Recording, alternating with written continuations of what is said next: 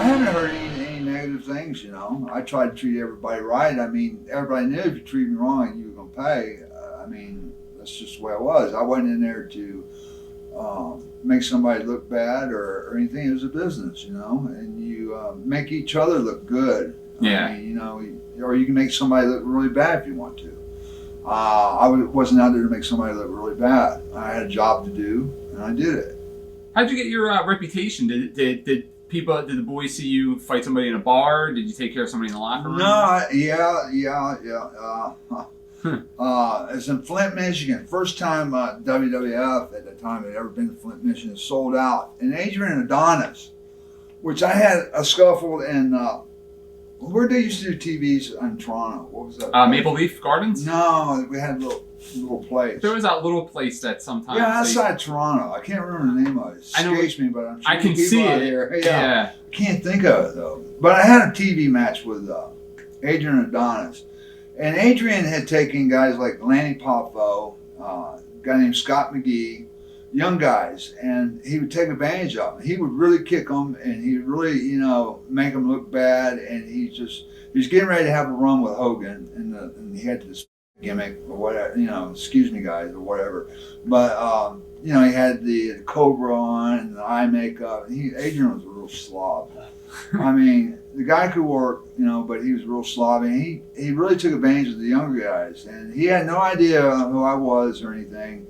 And I had a match with him in that place outside where we used to do television tapings in outside Toronto.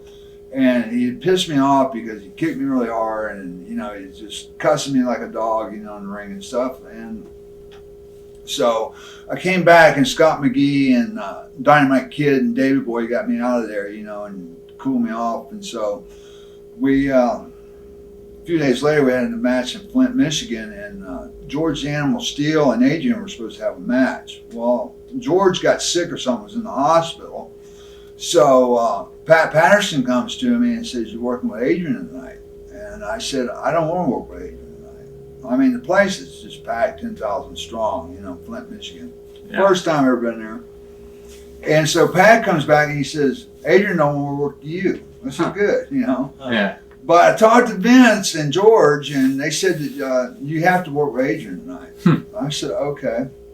So we went to the ring, and the guy in there with Adrian, before he got in, he had Jimmy Hart as his manager. And before he got in the ring, you know, I blow snot out of your nose, and Adrian had done that, and he had snot all over his arm, man, which just grossed me out, you know. And I'm yelling at Jimmy, you know, get that crap off his arm and stuff, man, you know. So Jimmy finally heard me and just pissed me off. And Adrian started cussing me, and he started hitting me, you know, non-working style, you know. And I was on my butt, and he came in and he went to put the sleeper on me, and I knew better, you know. I knew he was really going to put it on me. So I put my hand up under here and pushed his elbow up, and sure enough, he went for it, and I knew how to get out of it. And got up, and I had him on the ropes, and I just put over 200 stitches in his face, knocked his ass slap out. And the referee said, "This ain't the finish, this ain't the finish." I said, "I changed the fucking finish, you know." Oh, excuse me, bleep that out or whatever.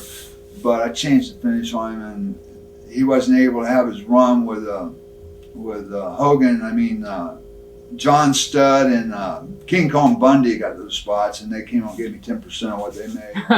No, they really didn't. But they thanked me, you know, for the payday. But Adrian, you know, he was a goof, you know, and he was a bully, and everybody was scared of him. Even, you know, the top guys. I'm not gonna mention names, but we had some, you know, big sized guys up there, and everybody was scared of him. I mean, he wasn't that good, you know. He wasn't that tough. I mean, he was just all talk and took advantage of people. He was a bully. Yeah. Did you get any heat from the agents for that? Well, they weren't real happy. I had to call Vince the next day. I mean, Randy Savage, you know, Adrian came in the dressing room after the fight, and he started up again. He tried to leg dive me and stuff, and every time I hit him, I split him open, you know. Yeah. And everybody's holding me, giving Adrian all these free shots, and, you know, right before you get there, I break away, and I was able to protect myself and just open Adrian. I mean, his face was, you know, just mangled, but I had people after that, I'd be in Detroit, you know, getting ready to catch another flight, and they said, "Man, that really looked real, you and Adrian," you know. It was real, brother. It was real, you know.